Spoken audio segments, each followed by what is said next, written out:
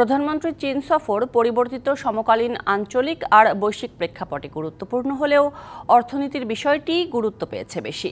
এবারের সফরে বেশিরভাগই অর্থনৈতিক সহযোগিতা ভিত্তিক হওয়ায় তা বাংলাদেশের জন্য কার্যকরী হবে বলেই মনে করেন তারা।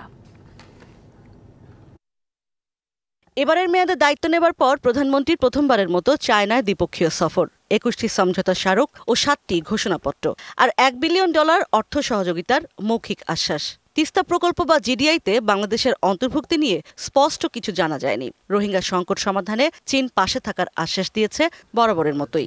প্রধানমন্ত্রীর সাথে রোহিঙ্গা সমস্যা সমাধানে আন্তর্জাতিক সম্পর্ক বিশ্লেষকরা বলছেন, এবার ভূরাজনীতির চেয়েও অর্থনৈতিক সহযোগিতার দিকে গুরুত্ব বেশি দেওয়া হয়েছে।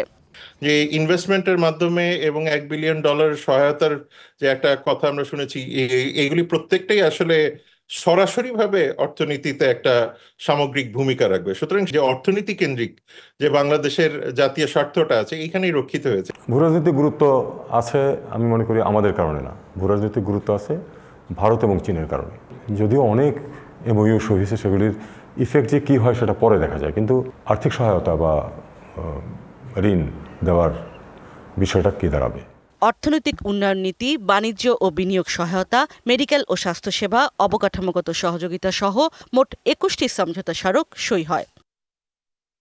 আন্তর্জাতিক সম্পর্ক বিশ্লেষকরা বলছেন, ঋণ চুক্তির বিষয়টি না থাকা স্বস্তিকর হয়েছে বাংলাদেশের জন্য। মনে করি বাংলাদেশের অর্থনীতির এখন যে অবস্থা, আসলে যদি একটা ইনফিউশন, একটা বড় অ্যামাউন্টের আসতো চীন থেকে ইনভেস্টমেন্ট হিসাবে, প্রজেক্ট লোন হিসাবে, সেটা হলে বাংলাদেশের অর্থনীতির জন্য হয়তো সরকারের পক্ষে একটু সামান্য সহজ হতো।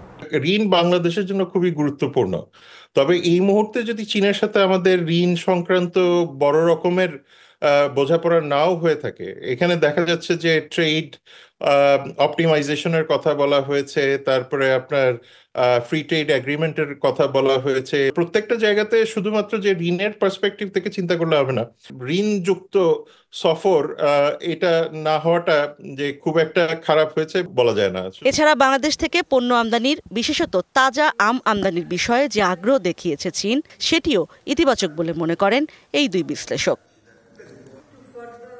ইশরাত জাহান উর্মি, ডিবিসি নিউজ, ঢাকা। নগদের কাছে সব গ্রাহকই প্রিয়, তাই তো সারা দেশে ক্যাশ আউট চার্জ সবচেয়ে কম।